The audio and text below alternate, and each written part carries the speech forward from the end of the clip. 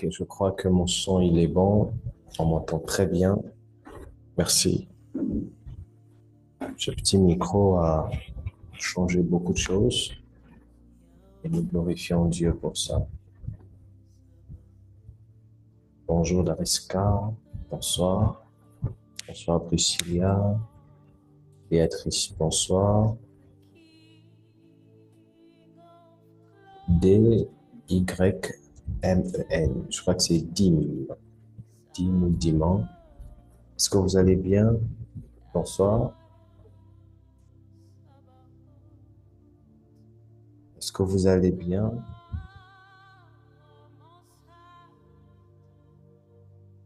Leïla, bonsoir également.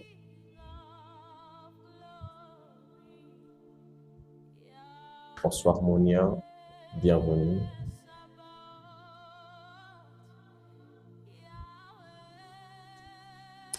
Ok,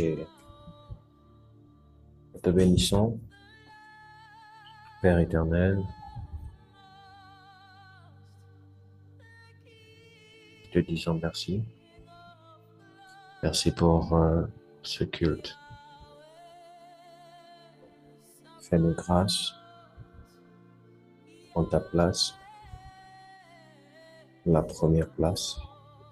Accompagne-nous dans les profondeurs de ta parole. Ouvre-nous l'esprit. Dans le nom de Jésus. Amen. Amen.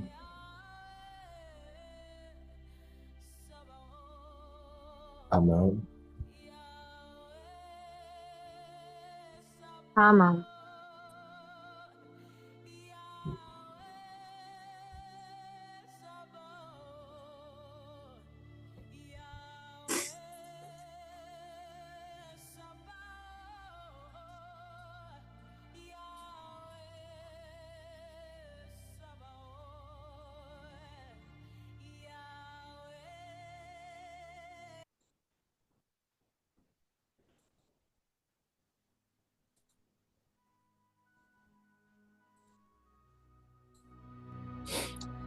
Alors, nous parlons sur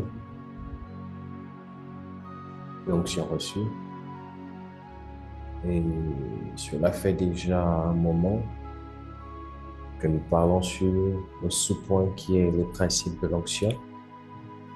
J'aimerais que vous puissiez m'accorder une faveur. Est-ce que chacun peut activer son micro et dire bonsoir voisin? Est-ce qu'on peut dire bonsoir voisin? Bonsoir, voisin. Bonsoir, voisin. Bonsoir. Bonsoir. Ah, bonsoir. Ça fait du bien ce petit bruit-là. Ça fait du bien. Alors nous allons prier un verset biblique. Verset que j'aimerais que ça soit une hymne de l'Église. J'aimerais que tous ensemble, nous puissions déclarer ce texte. Et suite à cela, nous allons commencer notre culte. Est-ce qu'on peut dire ensemble après moi? Est-ce qu'on peut dire ensemble, écoute ITS, Écoute, ITS. Éternel notre Dieu, Éternel notre Dieu, est le seul éternel. et le seul éternel. Tu aimeras donc l'Éternel ton Dieu Tu aimeras donc éternel ton Dieu de tout ton cœur, de tout ton cœur, de toute ton âme de toute ton âme et de toutes tes forces. et de toutes tes forces. Dans le nom de Jésus, Amen. Amen. Merci, que Dieu vous bénisse. J'aimerais que ça Amen. soit une prière, un soupir et que chacun pour soi puisse vraiment réaliser que l'Éternel, notre Dieu, est le seul Éternel. Il est le seul, il est l'unique et il est le vrai Dieu. Que vraiment chaque membre de l'Église réalise ces paroles et vivre selon ces paroles. Alors, nous te bénissons encore une fois de plus. Merci pour ce culte extraordinaire. Prends place, Père éternel, et je te prie de nous amener au large. Dans le nom de Jésus, Amen. Les principes de l'onction. Nous sommes en train d'aller à la fin de cette thématique. On a parlé sur plusieurs points, parmi lesquels l'autorité spirituelle, l'honneur, l'obéissance. Ça fait partie des points dont nous énumérés. Et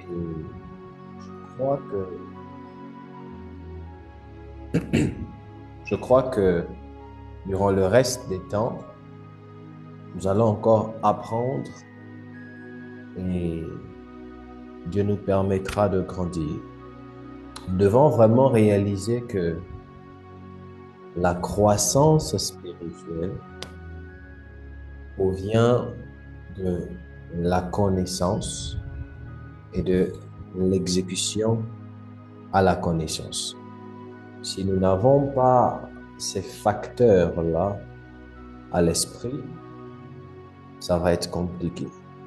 Et comme j'aime à dire, tout homme de Dieu éduque, tout homme de Dieu éduque, tout homme de Dieu construit, tout homme de Dieu éduque. Donc, ce qui voudrait dire que quand on est fils ou fille du prophète Asaph Emel, on doit s'attendre que lui, en tant que père, en tant qu'homme de Dieu, il nous gronde, il nous éduque, il nous gronde, il nous réprimande, il nous encourage, il nous motive et c'est toutes ces choses-là qu'il nous guide. Est-ce qu'on est d'accord? Est-ce que c'est compris? Amen. Donc, ça fait vraiment partie du package. Et pour moi, parce que j'ai tendance à être très impatient. Et toutefois, hormis ce fait, tout enfant qui veut grandir avec Dieu doit comprendre que cette personne doit être inéluctablement à côté d'un homme.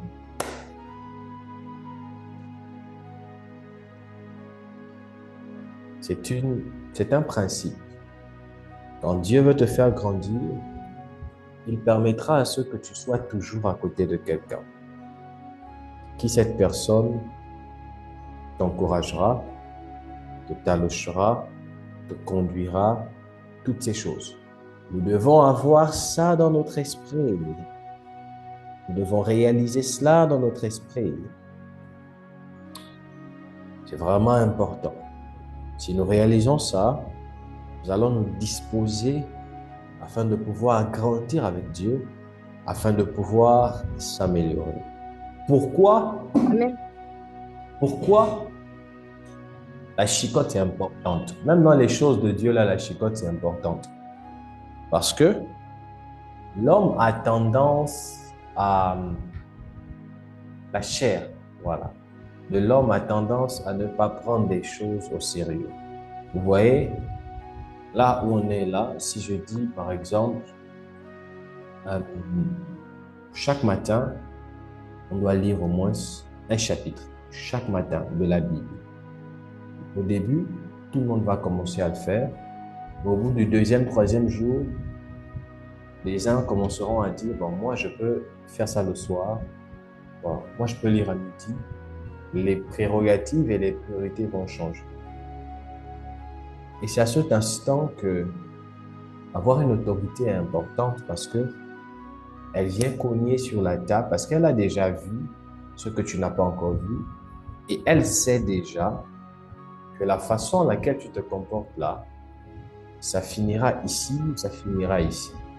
Du coup, pour t'éviter de tomber là où il ne faut pas tomber, elle prend de l'avance et elle te réprimande. C'est vraiment important. C'est important d'avoir, permettez-moi l'expression, un père ou une mère parce que parfois dans la vie, on a tendance à mal faire, ne sachant pas que l'on fait mal. Je prends un exemple. Quand les hommes, les jeunes hommes et les jeunes femmes, la puberté chez l'homme et la femme est un peu différent, mais quand l'homme ou la femme atteint l'âge de puberté, ils ont tendance à se comporter comme s'ils maîtrisaient tout ça mieux que les parents. Comme si ce sont les premières personnes à passer par là. En oubliant que papa et maman aussi ont eu une ère où elle était pubère et ils comprennent et ils connaissent aussi. Et nous, parfois, les jeunes, on a tendance à penser quelquefois qu'on est plus malin que les parents afin de dribbler parfois certains parents. Or, les parents, dans leur sagesse, savent parfois s'asseoir et nous regarder, faisant comme s'ils ne voyaient pas, comme s'ils ne connaissaient pas, mais ils connaissent, ils voient, attendant seulement l'erreur fatidique ou le jour fatidique. Je ne sais pas si vous me comprenez. Est-ce que l'Église est avec moi? Oui, papa. Amen. C'est la même chose. Dans le règne spirituel, quand on marche avec Dieu, au début, on a certains zèles, on a quelque chose là.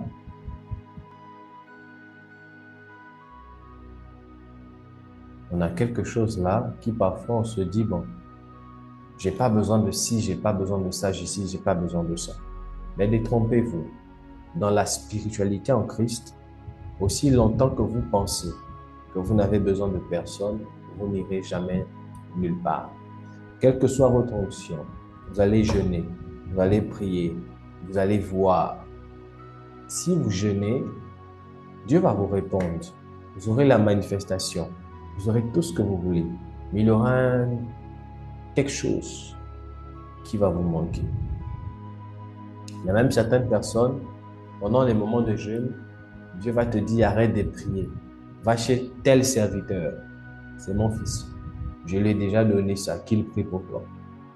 Et si vous pensez que sur cette terre, on peut réussir seul, ça va être très compliqué. La particularité que j'aime dans les choses du Seigneur, c'est que l'éducation de Christ, l'éducation en Christ Jésus, nous dispose, nous prépare à réussir dans tous les domaines de notre vie. Tout, sans exception.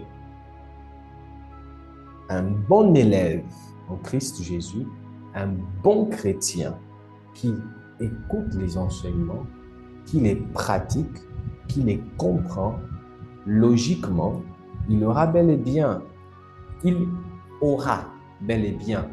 des difficultés dans sa vie, mais il aura également la capacité de réussir dans chacun des domaines de sa vie. Quelqu'un m'entend? Amen. Leïla, tu vas bien? Oui, papa, par la grâce de Dieu. Okay. À l'école, ça va? Oui, nous sommes censés recommencer demain. Ok. Relationnellement, ça va? J'ai pas bien entendu. Relationnellement, ça va? Hmm, Relationnellement, ça va? un peu. D'accord. Ça va aller. Je te bénis. Amen. Claude, bonsoir. Est-ce que je peux juste entendre la voix de Claude? Est-ce que Claude est là? Hmm. Oui, je suis là. Claude, bonsoir. Bonsoir. Vous allez bien? Oui, très bien. Merci. Je vous en prie.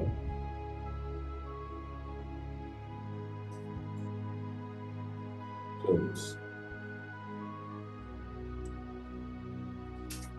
Alors, parmi les points que nous avons eus,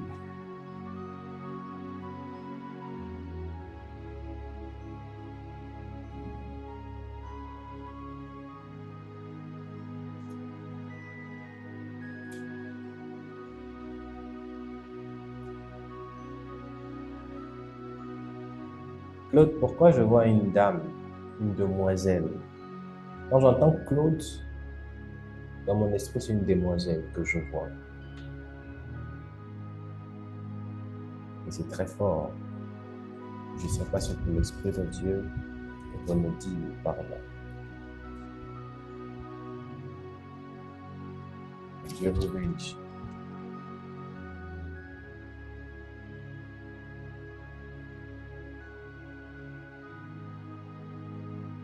Pardon? Dieu vous bénisse. Je ne vous entends pas très bien. Que Dieu vous bénisse. Merci. Vous êtes au Gabon, vous êtes dans quel pays? Je suis au Sénégal. Vous êtes au Sénégal. Je suis au Sénégal. D'accord. Claude, vous priez à l'Assemblée de Dieu? J'ai commencé à prier à l'église AD Bethel il y a de cela 2 mois. ADD, Bethel. Oui. Ça fait 2 mois. Ça fait 2 mois. Vous venez fraîchement d'arriver du... Qu'est-ce qui se passe avec Je moi? n'entends pas. Vous venez fraîchement d'arriver du Gabon? Non, ça va. Je vais à ma 7e année. C'est magnifique. Ok, d'accord. Merci. J'ai l'impression que ma connexion déconne. Alors, nous parlons sur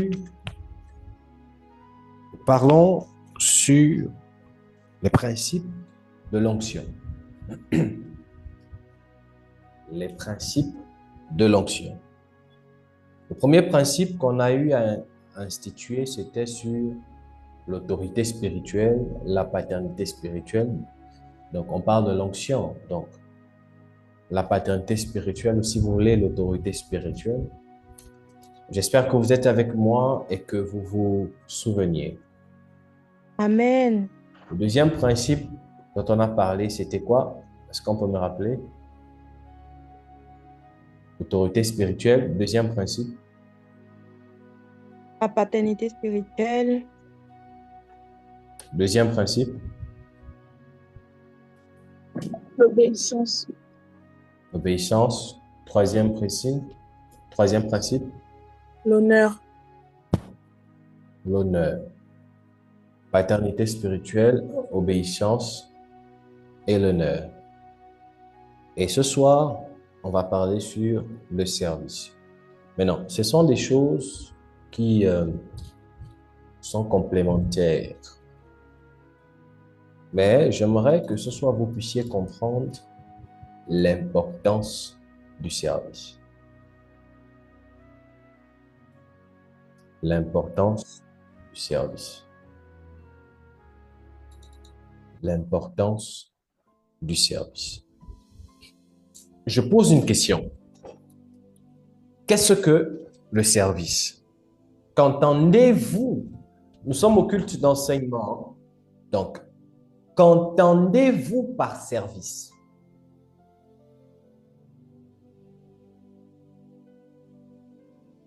Qu'est-ce que le service? Qu'entendez-vous par service? Service ou bien servir? Voilà. Qu'entendez-vous par servir? Allons-y, parlons. Chacun dit ce qu'il pense. Si on peut me checker la définition, même sur Google, c'est pas grave. Allons-y.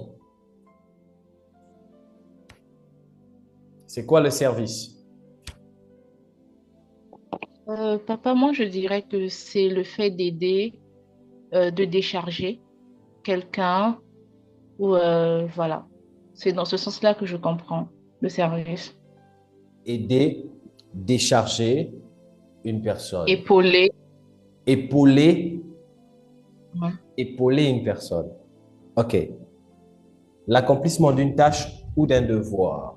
Merci, Strésilia. C'est quoi le service? L'accomplissement d'une tâche ou d'un devoir. Vous allez comprendre des choses ici. C'est quoi le service?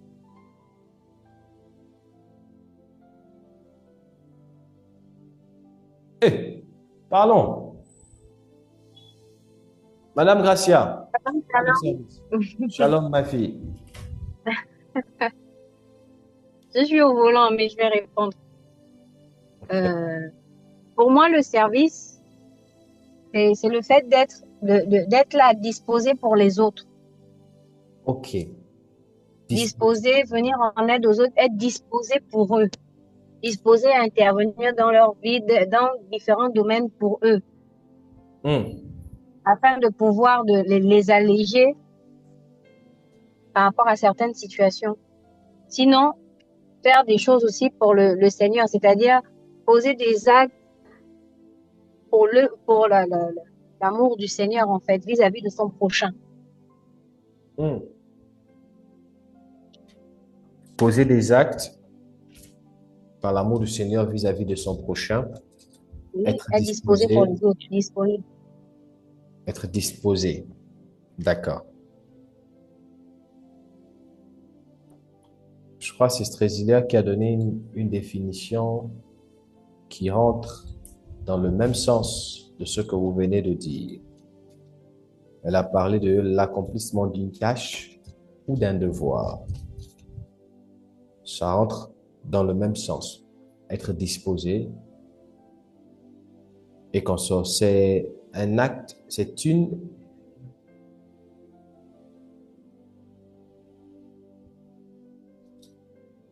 aide-assistance. Je crois que c'est un acte d'activité utile, c'est-à-dire une aide d'assistance. Que Dieu vous bénisse. Merci pour toutes vos réponses. Elles sont très importantes. Mais je prendrai celle-ci. L'accomplissement d'une tâche ou d'un devoir. Je ne sais pas si elle-même elle se rend compte de la réponse qu'elle a eu à donner. Ce que vous avez dit est vrai, c'est important. Se rendre disponible pour l'accomplissement d'une tâche. C'est vrai, c'est important, mais en fait, l'aide ou le service, autant pour moi, l'accomplissement d'une tâche ou d'un devoir. Comment je vais vous expliquer cela? Quand on parle du service ou quand on parle de servir, dans un premier temps, cela peut se référer juste dans la forme au fait d'accomplir une tâche. Le service peut se définir dans la forme par le fait d'accomplir une tâche, dans la forme par le fait d'aider une personne, on peut le dire ainsi, décharger une personne et consort. Mais dans un certain angle, dans le fond, l'aide peut être perçue comme un devoir.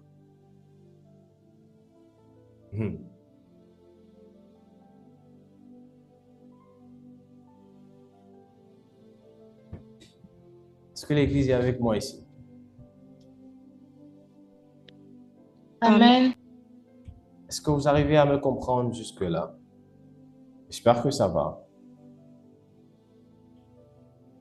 Dans la forme, et vous allez comprendre, l'aide ou le service ou servir, parce que je crois qu'il y a une légère différence entre servir et le service. Servir dans la forme peut être défini comme étant une tâche, voilà, une tâche comme ce que quelqu'un a exécuté, voilà, se rendre disponible, voilà, une tâche. Mais dans le fond, servir peut être perçu, je dirais même, servir dans le fond est un devoir.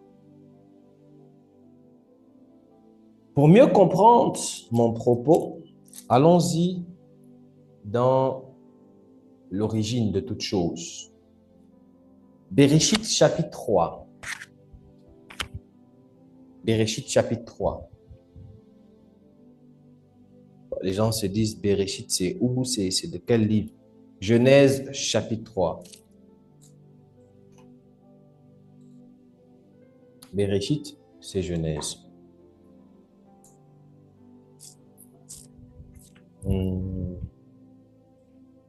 Non. Genèse chapitre 2.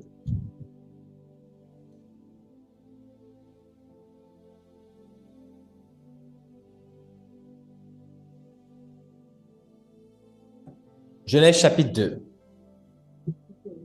Genèse 2, Verset 18.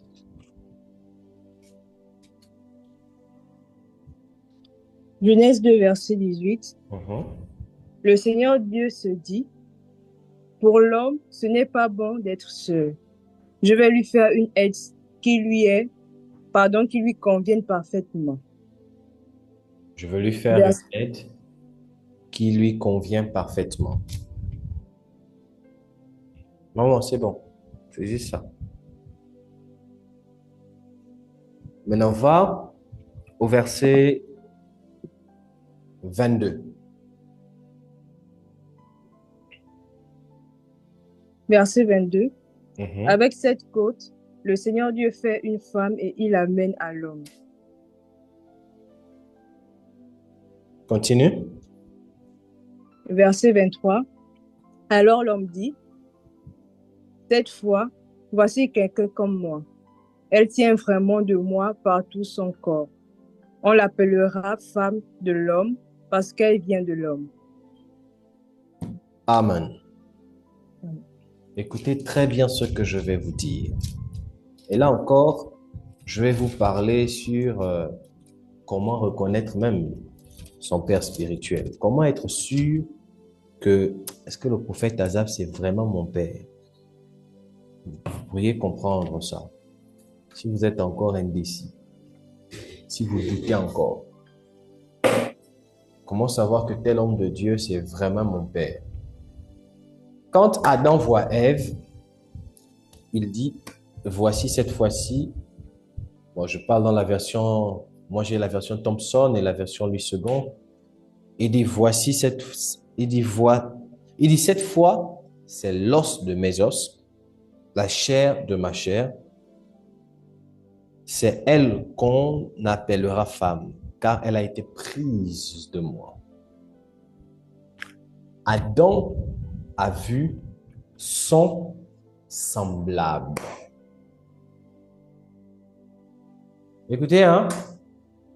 Adam a vu son semblable.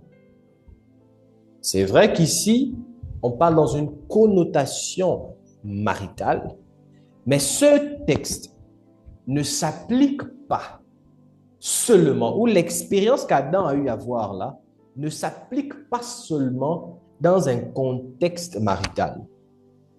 Même dans le contexte de la paternité spirituelle.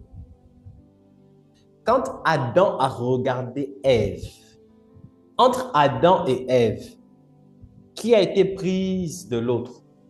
Qui a été prise de l'autre? Pris ou pris? C'est Ève qu'on a pris d'Adam. Quand Adam regarde Ève, il dit, voici cette fois-ci celle qui est os de mes os, chair de ma chair.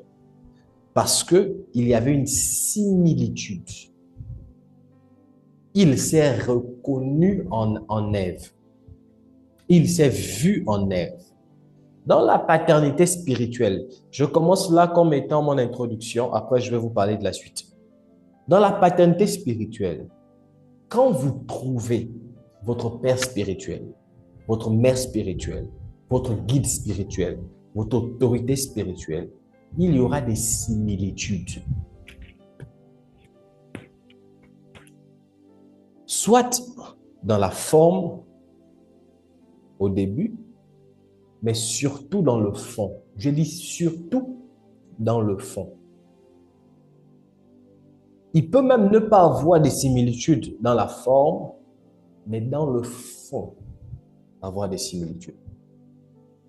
C'est quelqu'un avec qui vous ne sauriez quelquefois pas expliquer pourquoi votre esprit s'est accroché à lui. Mais vous sentirez du plus profond de vous qu'il a quelque chose qui vous correspond.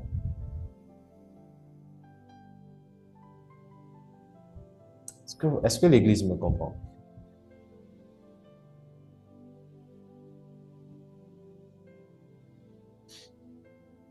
Quelquefois, c'est-à-dire, quand vous allez le regarder, dans sa forme, il peut arriver que vous ne sachiez expliquer.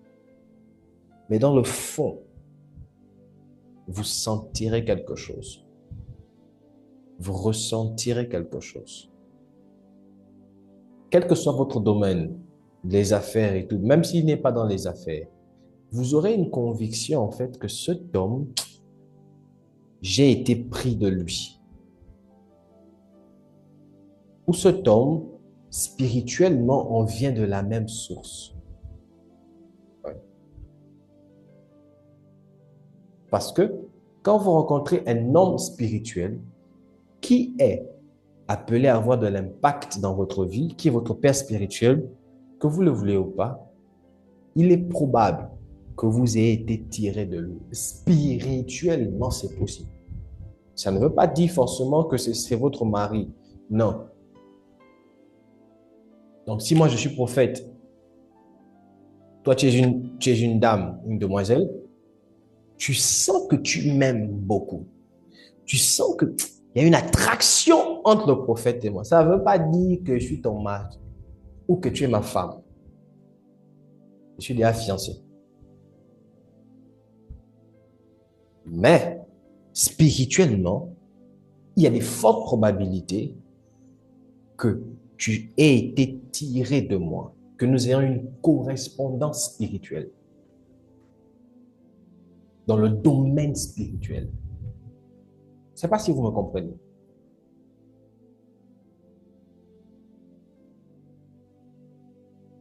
Est-ce que vous êtes avec moi?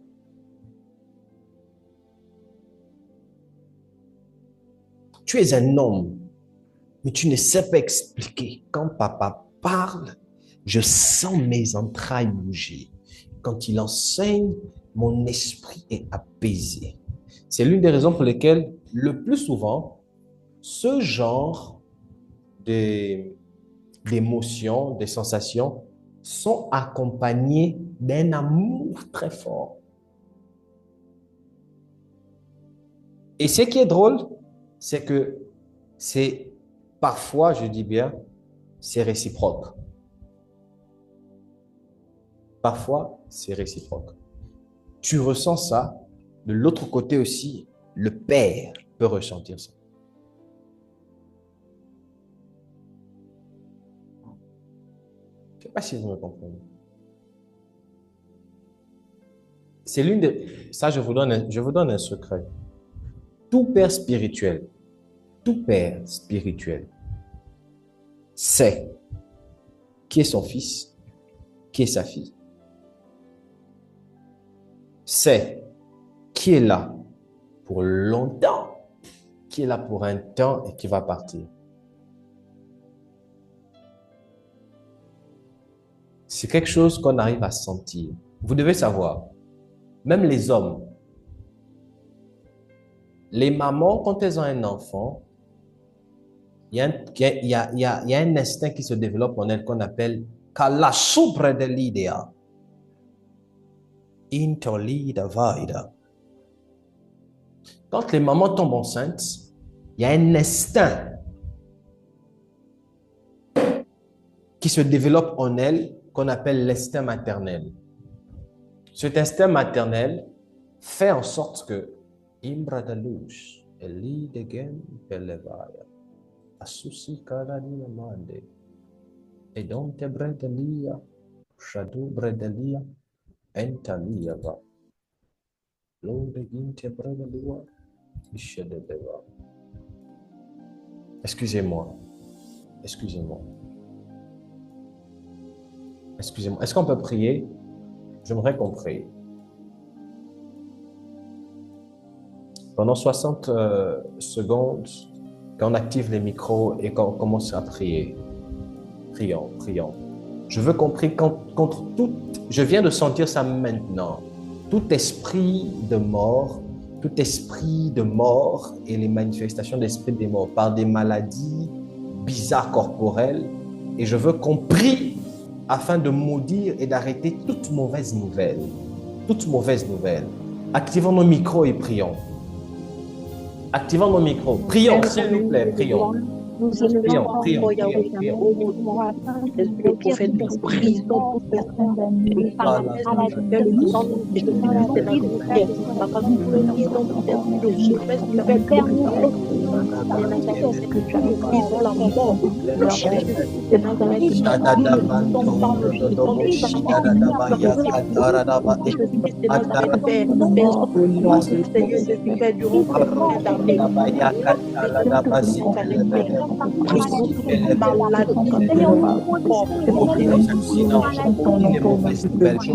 maladies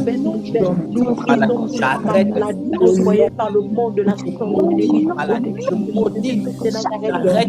l'esprit de mort, l'esprit de sécheresse qui frappe au nom puissant. J'arrête ces choses. Je viens arrêter la manifestation de la sorcellerie. Je viens briser les jours de la sorcellerie. Je viens arrêter les œuvres de la sorcellerie. Dans le nom de Jésus, sorcellerie familiale, tous les projets que le diable a prévus dans le but de toucher la santé de ma fiancée, la santé des la santé d'un membre de mon entourage. On le commande au nom de Jésus.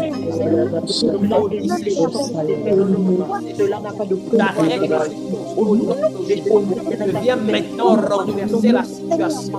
Père, laisse que l'esprit de manifeste. Laisse que l'esprit de vie soit manifeste. Je sécurise à chaque élément. Je sécurise chacun des membres. Il n'y aura pas d'accident.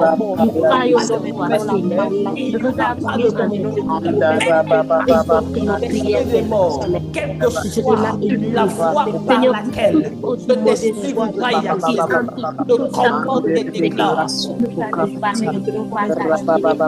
Seigneur, nous croyons dans le santé. Cet esprit de quelqu'un assis par la nuit. Nous croyons.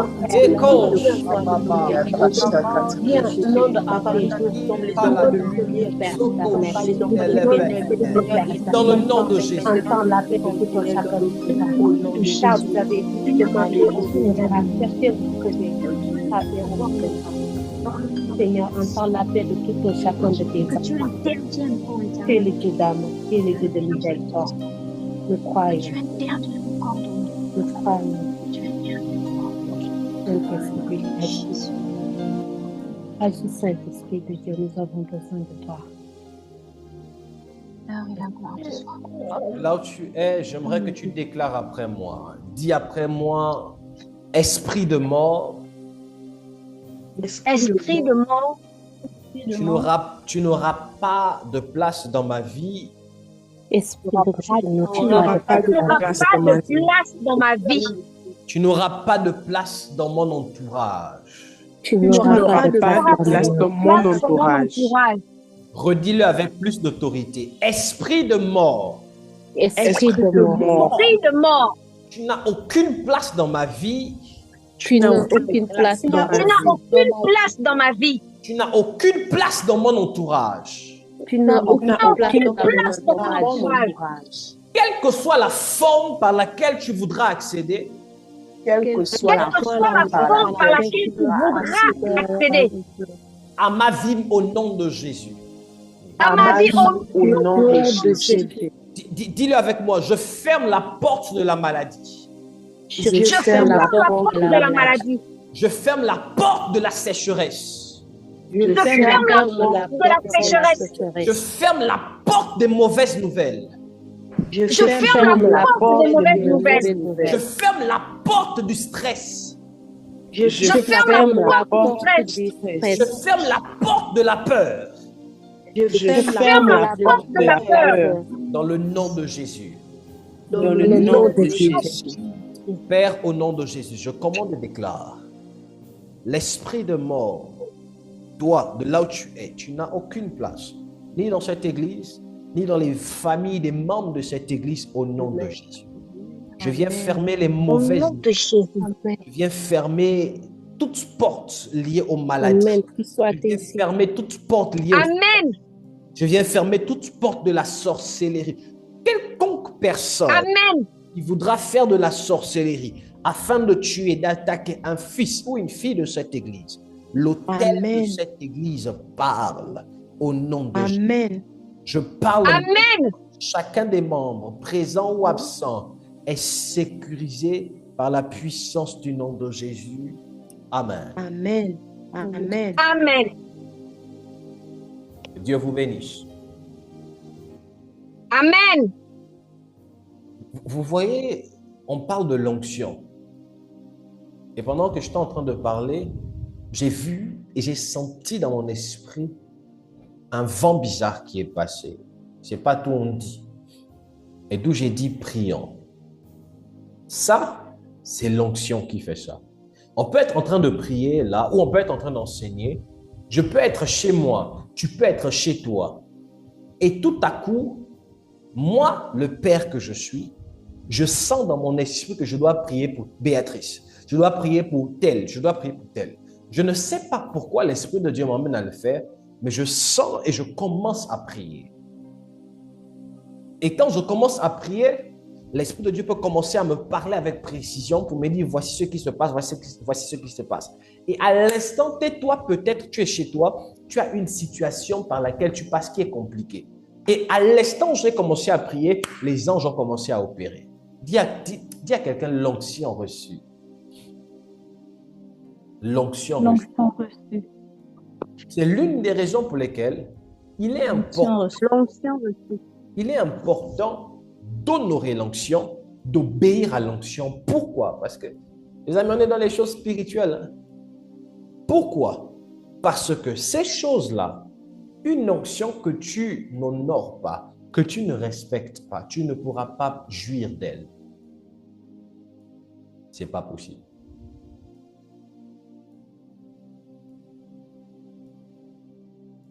Il y a des personnes ici, dans cette église,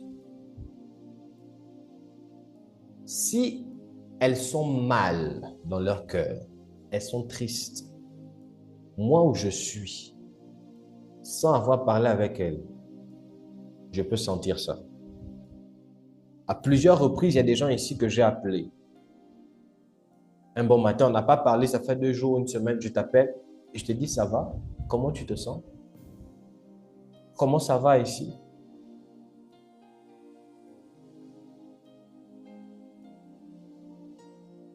Parce que par un prophète, Israël est sorti d'Égypte, par un prophète, Israël a été gardé.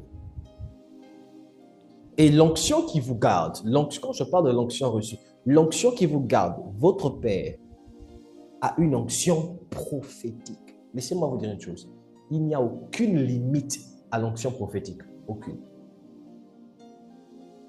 Bon, disons à l'onction, aucune. Si j'ai dit onction prophétique, d'autres vont penser que bon, ceux qui n'ont pas l'onction prophétique, non. il n'y a aucune limite à l'onction. Mais la contrainte avec l'onction, c'est laquelle? L'onction n'opère que là où elle est honorée. Dites-moi d'avancer et j'avance. Avance, prophète. Avance, prophète. Donc, quand Adam regarde Ève, il sent qu'il y a une attraction. Chair de ma chair, os de mes os. Et c'est la même chose spirituellement. Dieu pourra te conduire chez un homme. Au début, dans le fond, dans la forme, tu te dis, mais quand tu l'écoutes dans le fond, quand tu rentres dans son intimité, tu te rends compte, mais my God, c'est quelqu'un d'autre. Tu te reconnais en lui. Tu peux t'identifier en lui. Tu sens quelque chose de tes entrailles quand il te parle. C'est important. C'est un danger d'avoir un père spirituel, il te parle, ton esprit ne bouge pas. Tu n'as rien. Ma fille, tu vas réussir. Suis. Un danger. Pardonnez. Si je vous parle, votre esprit ne bouge pas. Posez-vous les questions. Logiquement, quand ton père spirituel te parle dans un domaine, papa, c'est difficile, il s'assoit avec toi, il te dit, je vois que tu vas réussir. Malgré la difficulté, tu peux sentir quelque chose en toi qui te dit, je ne sais pas expliquer, mais les paroles que papa vient de sortir là, ça a comme énergisé ton esprit. Moi, je peux écouter beaucoup d'hommes de Dieu.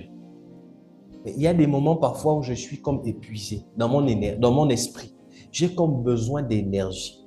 Quand je parle avec mon père, quand mon père me parle, quand il prie pour moi, ou quand il me dit seulement je crois en toi, j'ai l'impression qu'il y a une énergie qu'on dépose sur moi qui me remplit.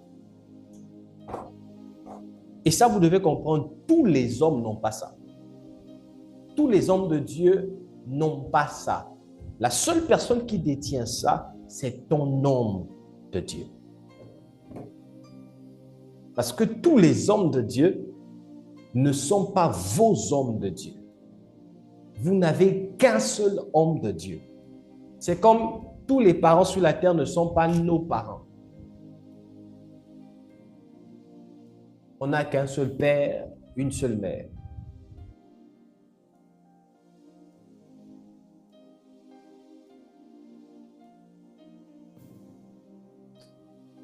Après l'autorité spirituelle, il y a l'obéissance, il y a l'honneur. Maintenant, dans le service, il y a une dimension où on parle du devoir, c'est-à-dire où on ne sert pas juste pour accomplir, juste pour aider, mais on sert par devoir. Je prends un exemple. Dans un foyer, la femme prépare la nourriture à l'homme parce qu'elle l'aime, parce qu'il a faim, ou bien elle le fait par devoir.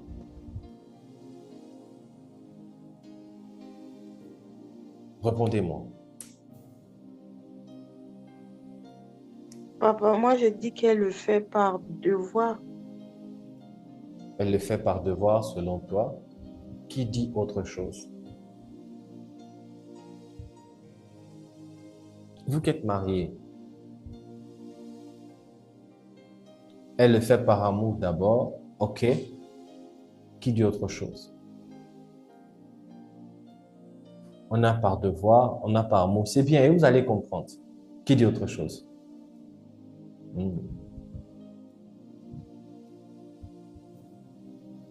Par respect envers la personne, ok. Qui dit autre chose?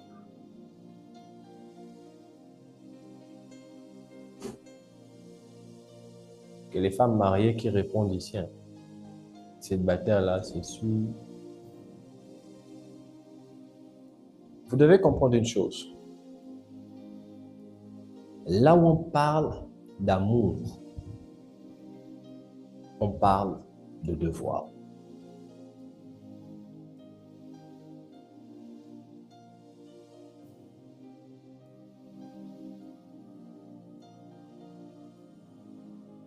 Une femme ne prépare pas à manger à son homme par respect. Non. Pas d'abord le respect. C'est un devoir. Mais un devoir sur quelle base? Au nom de l'amour. C'est-à-dire, dès l'instant où elle a dit oui, les deux se sont mariés, l'amour qu'elle a envers son homme lui a octroyé automatiquement des devoirs qui lui imposent à faire à manger à son homme, qui lui imposent à nettoyer la maison, qui lui imposent à prendre soin de son homme et vice-versa. L'homme aussi, quand il a dit oui, je t'aime, l'amour qu'il a pour sa femme lui octroie des devoirs envers sa femme. Il doit prendre soin de sa femme, il doit lui prendre soin dans tous les domaines. Veiller à son épanouissement financier, émotionnel, ce sont des devoirs. Même si il ne voulait pas le faire, il a le droit de le faire. Et écoutez, et s'il ne le fait pas, la femme a le droit d'aller porter plainte en justice en disant, mon mari, je crois qu'il y a un truc là, quand la femme se sent en danger, la femme peut aller porter plainte en disant, je ne sais pas, que je me sens en danger et je ne me sens pas en sécurité. Pourquoi? Parce que l'homme ne joue pas le rôle qu'il faut jouer. L'amour nous confère des devoirs envers notre partenaire. Et c'est sur la base de ces devoirs que l'on sert notre partenaire. Faire à table, c'est servir. Et dans un foyer, on a une complémentarité. On se sert l'un et l'autre. La femme sert son mari. Elle est au service de son mari. Mais l'homme aussi, il est au service de sa femme. Mais chacun a des devoirs différents vis-à-vis de son conjoint ou de sa conjointe. De la même manière, vous devez comprendre, en Christ également, la Bible dit, car Dieu a tant aimé le monde qu'il a donné son Fils unique, afin que quiconque croit ne périsse point, mais ait la vie éternelle. L'une des choses qui nous amène à croire en Christ, c'est parce qu'on a écouté la bonne nouvelle, on a aussi aimé le Christ et on veut le suivre. C'est l'une des raisons pour lesquelles Jésus, quand il parle, dans la Bible, je crois quelque part il est écrit, si tu m'aimes, respecte mes commandements. Il n'est pas normal, logique, de dire j'aime Dieu et je ne respecte pas les commandements de Dieu. Si tu ne respectes pas les commandements de Dieu, tu n'as jamais aimé Dieu. Parce que l'amour que tu as pour Dieu t'impose un devoir. Tu dois respecter les commandements de Dieu. Je ne sais pas si l'Église me comprend. Est-ce qu'on est avec moi? Amen. Amen. Amen. Donc, c'est un devoir. Il y a des devoirs. Parce que j'aime Dieu. C'est comme si... bon, excusez-moi de prendre cet exemple, mais un mari qui dit, ou une femme, vice-versa, qui dit, j'aime mon mari, mais qui trompe. J'aime ma femme, mais qui trompe la femme. Ça ne sonne pas bien. Les devoirs vont impliquer le service, mais cela va aussi impliquer l'amour, va impliquer des devoirs, ça va impliquer le service, mais qui parle de service parlera aussi de sacrifice. Est-ce que vous arrivez à me comprendre jusqu'ici? Yes, papa, on comprend très bien. Amen. Oui, papa. Dans les choses de Dieu, c'est la même chose. Comment servir Dieu? C'est là la question. Ou le service. Comment servir Dieu? Regardez ce qui se passe. Dieu crée Ève, il la prend de la côte il la met dans le jardin afin d'aider Adam. La question que je vous pose, le jardin a été donné à qui? À Ève ou bien à Adam?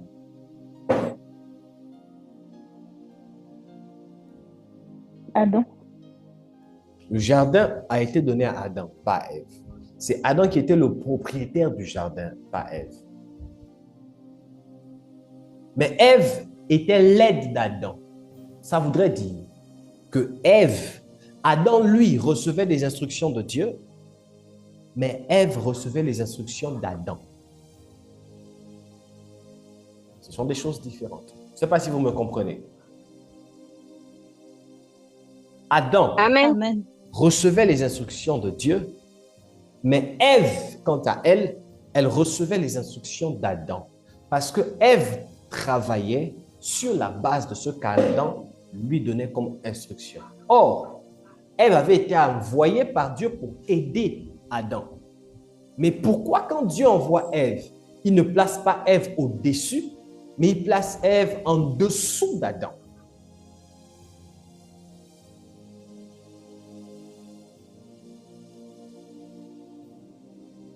Quand Dieu envoie Ève, il ne place pas Ève au-dessus d'Adam, mais il place Ève au-dessous d'Adam, en dessous d'Adam. C'était elle l'aide, parce qu'elle devait travailler sur la base de ce que Adam devait lui donner comme instruction. Donc, ce qui voudrait dire, si Ève désobéissait à Adam, est-ce que c'est à Adam qu'elle désobéissait? Elle désobéissait d'abord à Dieu.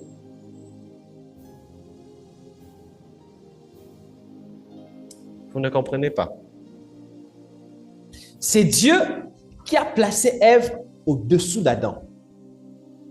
Donc, ce qui voudrait dire, quand Ève obéissait à Adam, quand Ève travaillait en fonction de ce qu'Adam disait, Ève n'était pas en train de seulement servir Adam. Non. Ève était en train de servir Dieu. Parce qu'elle obéissait à l'autorité que Dieu a placée sous elle et elle accomplissait la mission pour laquelle Dieu l'a appelée. Je ne sais pas si vous me comprenez. Amen. Amen. Comment servir Dieu? La première chose que vous devez comprendre dans le service de Dieu, on sert Dieu auprès d'un homme. Premièrement. Deuxièmement, comment servir Dieu? On sert Dieu auprès d'un homme.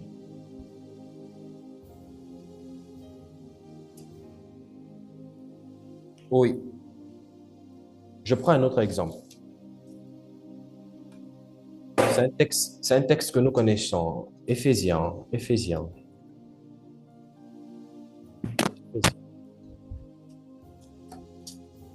Éphésiens, chapitre 6. Si tu es à la page avant moi, tu peux lire. Verset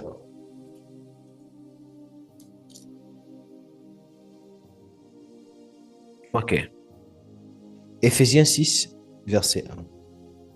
Enfants, obéissez à vos parents selon le Seigneur, car c'est juste. Enfants, obéissez à vos parents selon le Seigneur, car c'est juste. Honore ton père et ta mère, c'est le premier commandement accompagné d'une promesse. Honore ton père et ta mère, c'est le premier commandement accompagné d'une promesse. Ce commandement-là, on le retrouve dans Exode 20, je crois, 20 ou 22, où on donne les 10 commandements.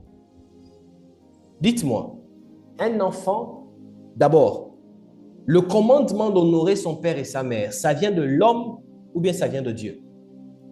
Question.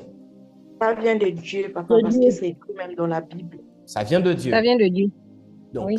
un enfant qui honore son père et sa mère, il obéit à qui? À papa, maman ou bien il obéit à Dieu? À Dieu d'abord. À Dieu. D'abord. Donc, ça veut dire, un enfant qui honore son père, qui honore sa mère, qui obéit à ses parents, en faisant ça aux hommes, il sert qui? Dieu. C'est Dieu, il sert. Il sert Dieu, papa. C'est ça là, il dit. Si vous avez compris ça, vous avez tout compris. Amen. Si vous avez compris ça, Ne soyez pas complexés qu'on vous dise, oh, vous vous agenouillez devant les prophètes. Oh, vous. Non, ils n'ont pas compris ça. Oh, vous avez compris ça.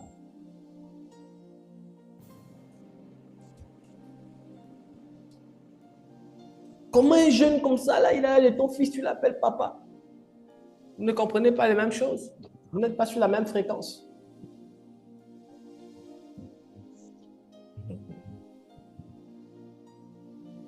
Est-ce que vous comprenez les Écritures?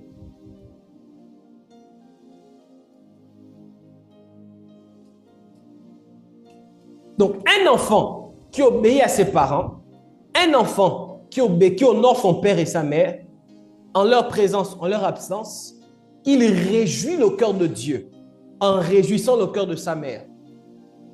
Imaginez-vous, comment Dieu se sent quand il regarde comment l'enfant obéit au père. Il respecte les commandes, il honore la parole de papa.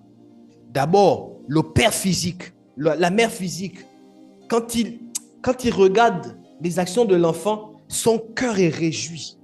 Son cœur est content. Si le cœur de ton père ou de ta mère est content par rapport à tes actions, bon, imaginez le cœur de Dieu. Imaginez le cœur de Dieu.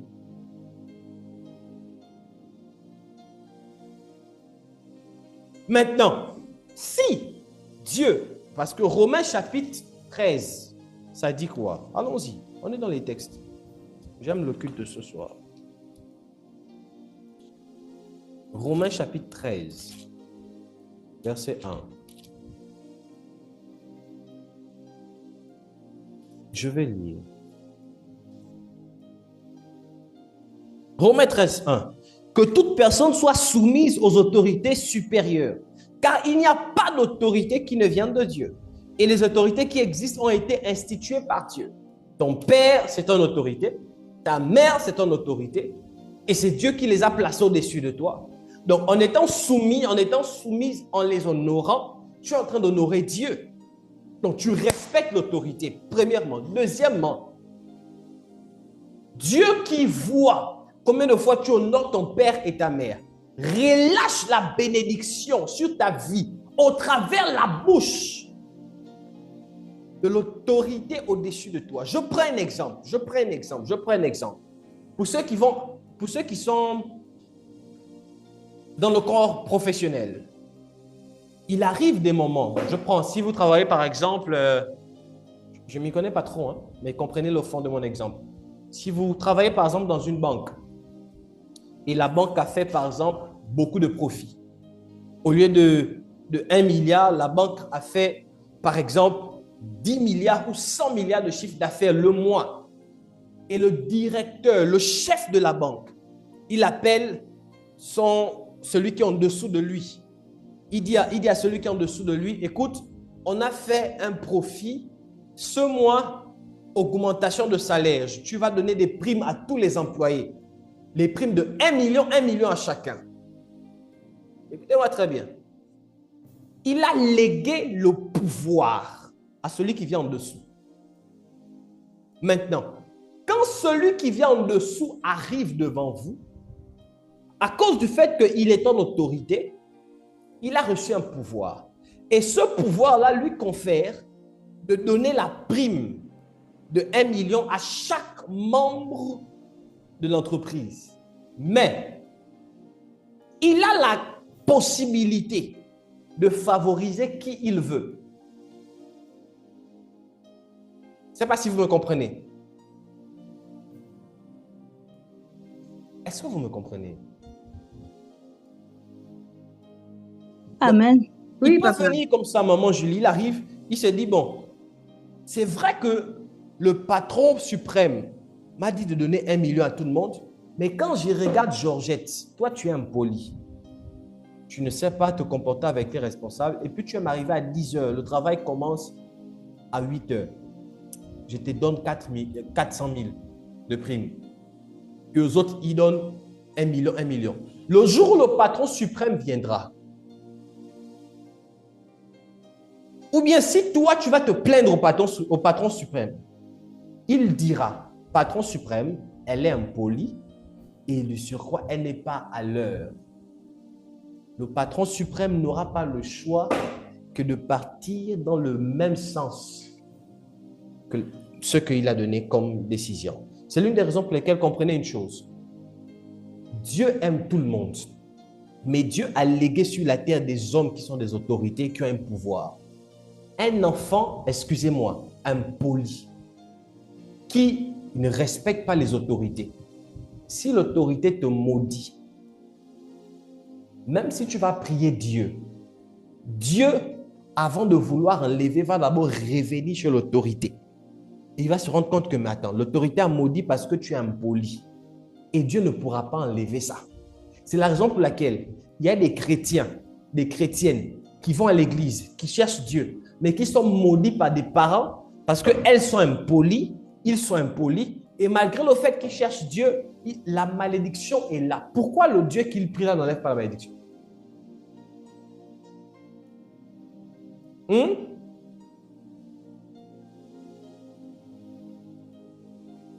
Vous allez voir des chrétiens zélés à l'église.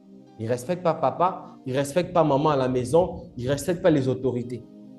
Quel que soit ton zèle, si tu n'honores pas ton père, tu n'obéis pas à ton père, si ton père te maudit, ce n'est pas ton zèle à l'église là qui va enlever ça.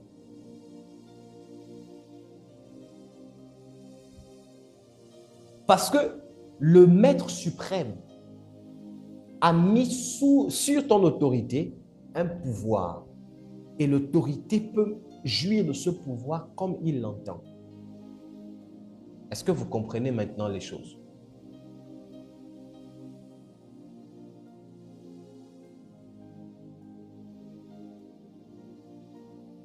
C'est ce qui explique les chrétiens qui aiment Dieu, qui cherchent Dieu, mais excusez-moi, maudits.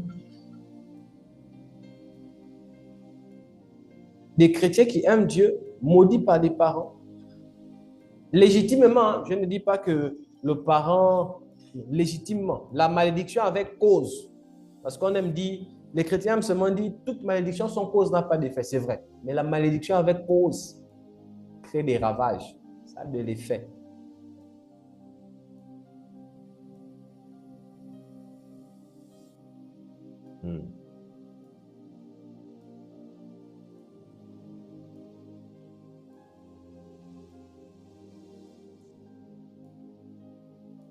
Il est important de comprendre ça.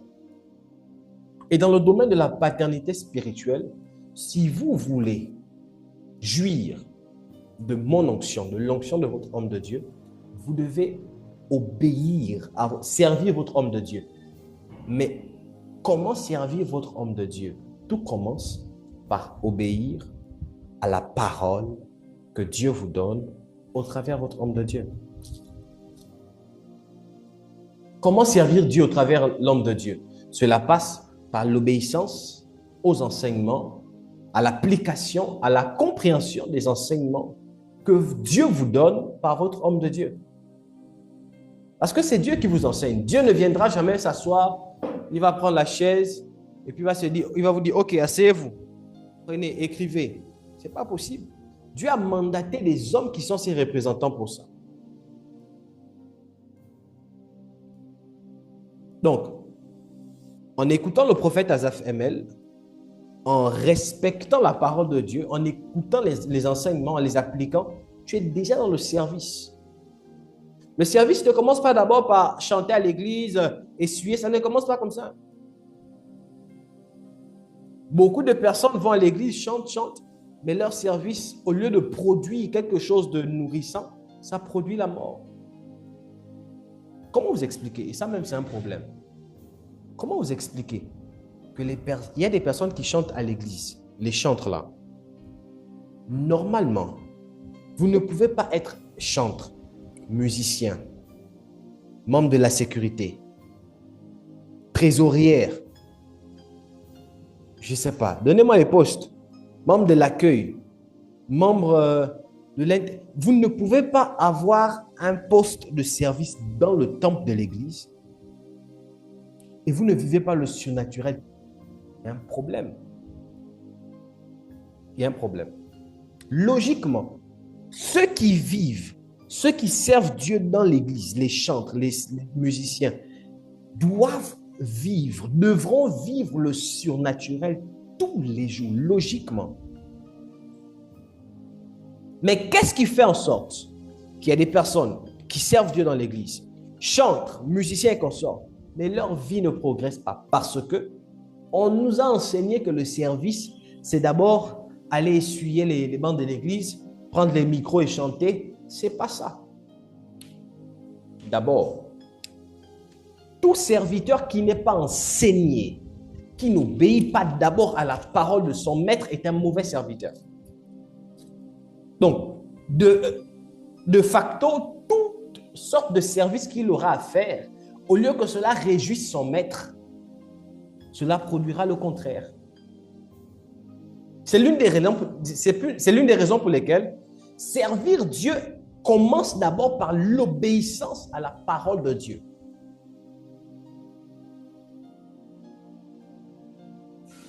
Est-ce que vous comprenez ici? Amen.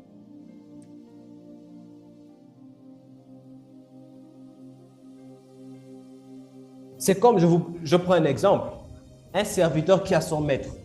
Le maître dit, ne fais pas ça, ne va pas là-bas, ne va pas là-bas. Le serviteur, il part, il fait comme il veut.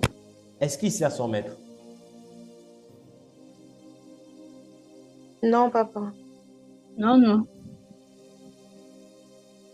Bon, maintenant, comment vous voulez être des serviteurs de Dieu, servir dans le temple, servir Dieu dans tout ce que vous voulez, servir Dieu dans vos administrations, sans pour autant commencer par obéir à la parole de Dieu? Il y a un problème.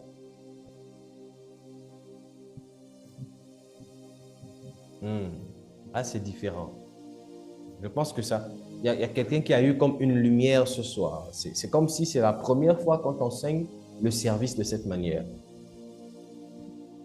Ouais, que c'est différent. Si vous commencez à servir Dieu par le respect de sa parole, pendant que tu seras en train de balayer l'église, pendant que tu seras en train de chanter, pendant que tu seras à l'accueil dans le temple, tu n'auras pas à forcer. Tu vas vivre le surnaturel chaque jour. Tu balayes le temple, les enfants, l'école n'est pas encore payée. Quelqu'un arrive, non, j'ai senti que je dois te donner cette enveloppe de 500 000. Tu ne sais pas expliquer. Tu es en train de chanter pendant que tu chantes le surnaturel. Il y a des guérisons. Tu chantes là, le loyer n'est pas payé. Quand tu termines de chanter, quelqu'un va te dire, ah écoute, j'ai senti de te donner 300 000. Et c'est Dieu qui paye ton loyer. Pourquoi? Parce que tu as d'abord commencé par obéir à la parole de Dieu avant d'aller servir. Parce qu'aucun service dans le temple ne naît ou ne commence sans obéissance à la parole de Dieu. On ne peut jamais servir Dieu sans pour autant ne pas obéir à sa parole. Ce n'est pas possible. Et comment on obéit à la parole? La parole écrite, premièrement. Deuxièmement, comment on obéit à la parole? La parole, l'enseignement. Dieu te parle par ma bouche. Dieu te parle par ses serviteurs. Comment on obéit à la parole? La parole par des instructions prophétiques.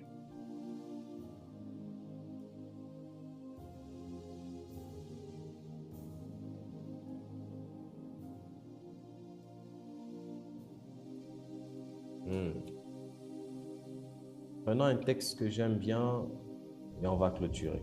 Est-ce que ce que je dis vous parle? Amen. Amen.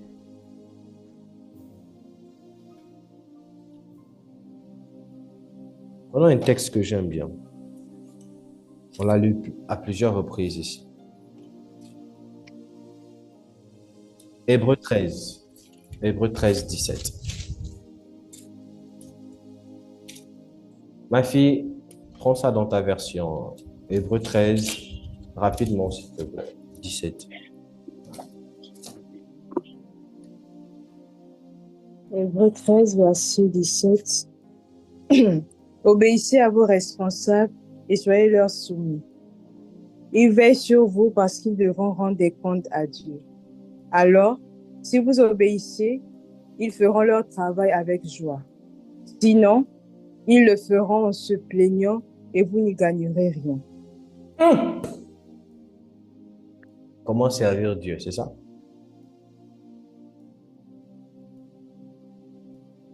Prophète Asaph vient, il enseigne, il enseigne, il enseigne. Quelques jours plus tard, il pose la question, on a parlé de quoi? Personne.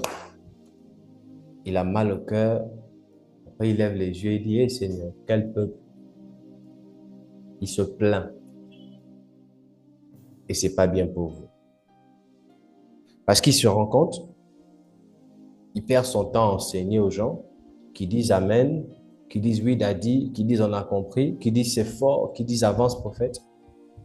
Mais dès qu'on termine l'enseignement, les vies ne changent pas, les vies ne bougent pas. Bon.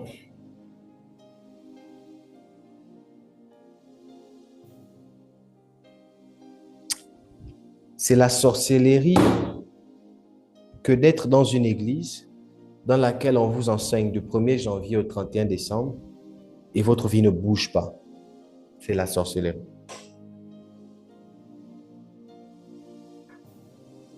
Parce que si un enfant de 2 ans, on le met à l'école pré-primaire, primaire, secondaire, si à force d'aller de classe en classe, l'enfant grandit, son langage change, son esprit s'ouvre à cause de la connaissance qu'il acquiert dans les différentes classes par lesquelles il passe, à tel point que, à la clôture de son apprentissage, en licence, en master, il a la capacité de dire, il peut avoir un travail. Bon, à combien plus forte raison, les enseignements qu'on donne à l'Église peuvent-ils, autant pour moi, un enseignement, peuvent-ils changer la vie de quelqu'un? Église. Il y a des gens, ça fait 20 ans, 25 ans, vous partez à l'église. 30 ans, vous partez à l'église. Mais votre vie n'avance pas, ne change pas. Même problème, même plainte, même niveau. Tu t'es converti, tu ne donnais pas ta dîme. 10 ans plus tard, tu ne donnes toujours pas ta dîme. Oh papa, c'est dur. Mais quand on dit la foi, tu dis oui, j'ai la foi. Mais il y a un problème.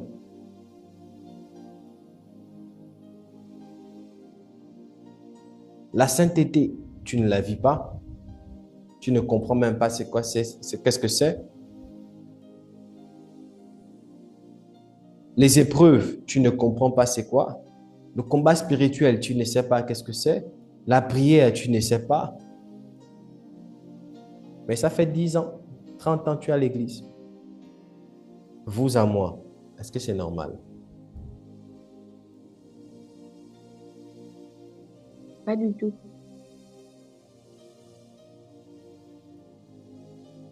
Donc vous-même, vous voyez que les chrétiens, parfois, sont eux-mêmes les propres sorciers de leur vie. Vous-même.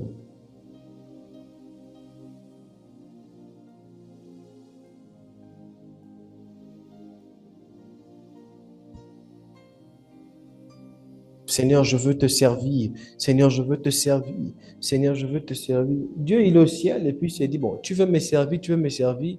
Tous les jours, je te parle. Tu n'écoutes pas. Je te donne des instructions, tu ne fais pas. Tu veux me servir comment? Ou bien tu attends seulement que une voix vienne du ciel, ma fille. Je t'attends dans tel domaine.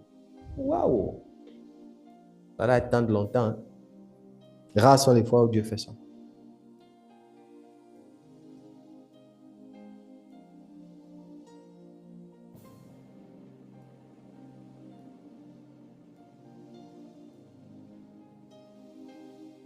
Le service de Dieu auprès d'un homme de Dieu commence par l'obéissance aux enseignements, à la parole, aux enseignements. Un enfant qui obéit aux enseignements, qui respecte les enseignements, qui les prend à cœur, les enseignements de son homme de Dieu, de son père, de son leader, il sert l'homme de Dieu, mais il sert d'abord Dieu. La Bible dit, femme, soyez soumise. Une femme qui est soumise, elle est soumise à l'homme, à son mari, mais en réalité, c'est à Dieu à qui elle obéit. Marie, aimez vos femmes. Ah, Seigneur. Marie, aimez vos femmes. Un mari qui aime sa femme, il manifeste l'amour à la femme, mais en réalité, c'est à Dieu qu'il obéit et c'est Dieu qu'il sert. Parce que vous devez comprendre, dans le service que l'on rend à Dieu, cela se fera toujours en face d'un homme. Est-ce que l'Église m'a compris? Amen. Amen, Père.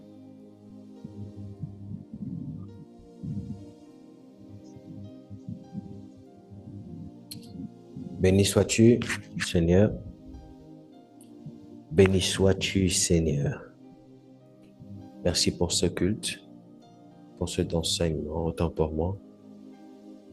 Je prie qu'il rentre et qu'il reste agrippé dans notre esprit. Au nom de Jésus. Amen.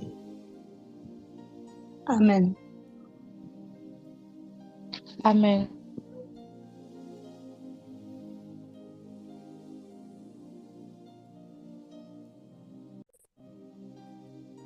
Merci d'avoir été là. Prenez vos offrandes. Voici les différents moyens par lesquels vous pourriez acheminer votre offrande.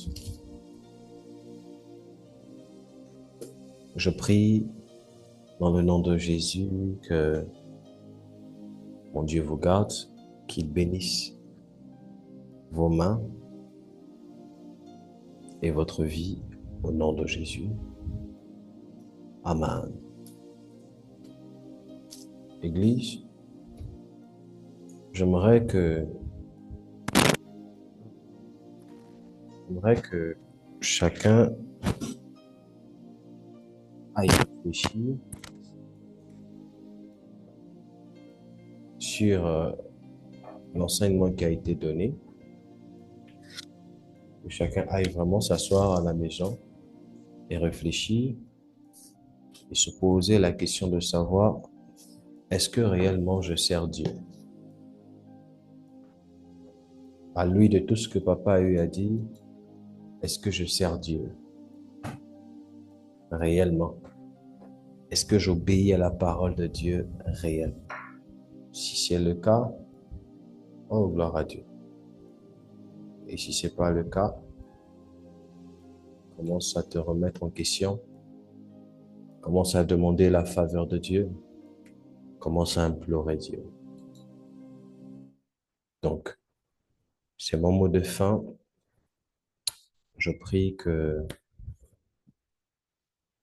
mon Dieu vous fasse grâce dans le nom puissant de Jésus-Christ.